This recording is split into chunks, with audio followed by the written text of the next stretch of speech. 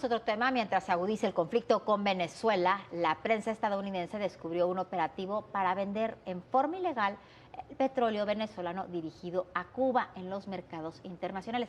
Sí, el petróleo que Venezuela le regalaba a Cuba, o que le regala constantemente a Cuba. Lo mismo podría estar pasando con el petróleo que México envía a Cuba, porque lo cierto es que Cuba ahí sigue sin haber abasto mínimo necesario de energía y el petróleo sí se lo regala a México. El 10 de diciembre, el Departamento de Seguridad Nacional de Estados Unidos informó que las Fuerzas Armadas desplegadas en la región incautaron un buque petrolero frente a las costas de Venezuela. Se trató de la primera incautación de un cargamento de petróleo venezolano en medio de las sanciones estadounidenses vigentes desde 2019. También fue la primera acción conocida de la administración Trump contra un buque petrolero relacionado con Venezuela, desde que ordenó reforzar la presencia militar en la región.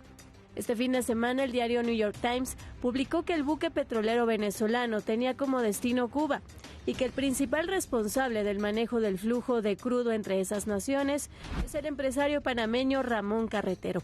Con base en documentos y fuentes dentro de la industria petrolera venezolana, el diario indica que el buque llamado Skipper zarpó de Venezuela el 4 de diciembre con casi 2 millones de barriles de crudo pesado del país. El destino del barco era el puerto cubano de Matanzas. 2 días después de su partida, el Skipper descargó una pequeña fracción de su petróleo, unos 50,000 barriles, a otro barco llamado Neptune 6, que se dirigió a Cuba, mientras que el buque petrolero Skipper navegó con rumbo a Asia. De acuerdo con el New York Times, que cita a personas cercanas al gobierno venezolano, en los últimos años solo una parte del petróleo venezolano destinado a Cuba llega realmente a la isla. La mayor parte del petróleo es revendido en China. Lo cierto es que la opacidad de la economía de la isla hace difícil conocer el verdadero destino de ese dinero, cómo se gasta y cuánto va a parar a intermediarios comerciales vinculados a ambos gobiernos. Otro caso es el del petróleo que envía o regala México a Cuba.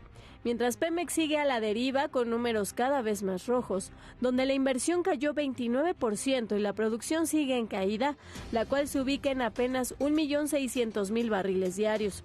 La deuda con los proveedores no se reduce y el área de refinación sigue siendo un barril sin fondo.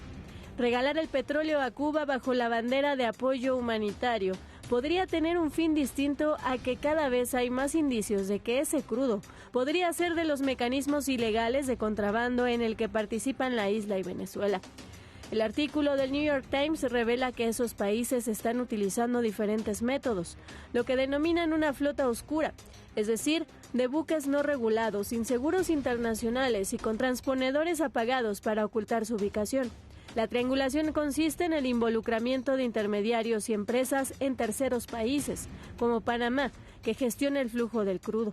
Ante la inestabilidad de los suministros venezolanos, Cuba ha recurrido a México, cuyos envíos alcanzan niveles históricos y son operados a través de una filial de Pemex denominada Gasolinas Bienestar SADCB, cuyo único cliente es precisamente Cuba. Los datos reportados hasta diciembre de 2025 muestran que en el primer semestre del año se enviaron aproximadamente 3.2 millones de barriles de crudo y derivados. El petróleo diario en este periodo fue de 17.900 barriles de petróleo crudo y 1.700 barriles de productos refinados. La mayoría de los cargamentos zarpan desde el puerto de Coatzacoalcos, Veracruz. Aunque Pemex reporta estas operaciones como ventas, en sus informes ante la Comisión de Bolsa y Valores de Estados Unidos, la filial Gasolinas Bienestar ha reportado pérdidas netas que coinciden exactamente con el valor de los envíos, lo cual podría demostrar que estarían operando bajo condiciones de opacidad y violaciones a sanciones internacionales.